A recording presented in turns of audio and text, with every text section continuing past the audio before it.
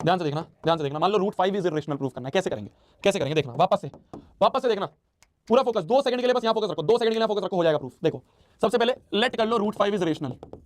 सबसे पहले हमने इसको लेट कर लिया रेशनल है। अगर रेशनल है तो √5 को मैं p/q की फॉर्म में लिख सकता हूं, such that p and q have no factor in common, no factor in common, does not have any common factor.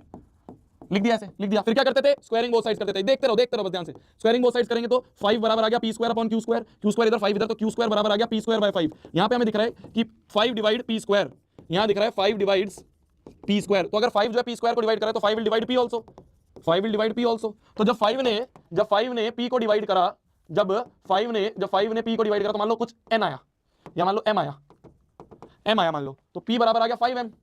ये p बराबर 5m पुट कर दो किसमें, फर्स्ट में, इस फर्स्ट में पुट कर दो, इस फर्स्ट में पुट कर दो, तो क्या होगा, q² बराबर आ गया 5m का होल स्क्वायर अपॉन 5। तो q² बराबर आ गया 25m² अपॉन 5, 5 5 से 25, 5 नीचे ले जाए तो q² अपॉन में 5 बराबर आ गया m²। यहां हमें दिख रहा है 5 डिवाइड q², 5 डिवाइड्स q²। तो अगर 5 ने q² को डिवाइड कर दिया तो 5 will divide q also, q को भी डिवाइड करेगा, q को भी डिवाइड करेगा 5 will divide q also, q को भी डिवाइड करेगा 5। तो अगर 5 जो है q को भी डिवाइड करेगा तो मान लो n आएगा, मान लो 5 ने जब q को डिवाइड करा तो n आया, तो q बराबर आ गया 5n। अब ध्यान से देखो, q बराबर 5n, p बराबर 5m, तो p/q अगर हम निकाले तो आ रहा है 5m अपॉन 5n। यहां हमें एक 5 कॉमन फैक्टर दिख रहा है, 5 is common factor, 5 is common factor, 5 एक कॉमन फैक्टर दिख रहा है। तो मैंने तो पहले बोला था कि नो कॉमन फैक्टर।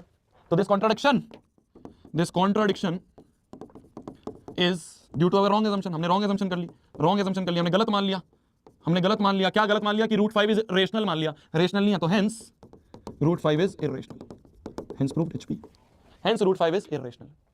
ठीक है, तो इस तरह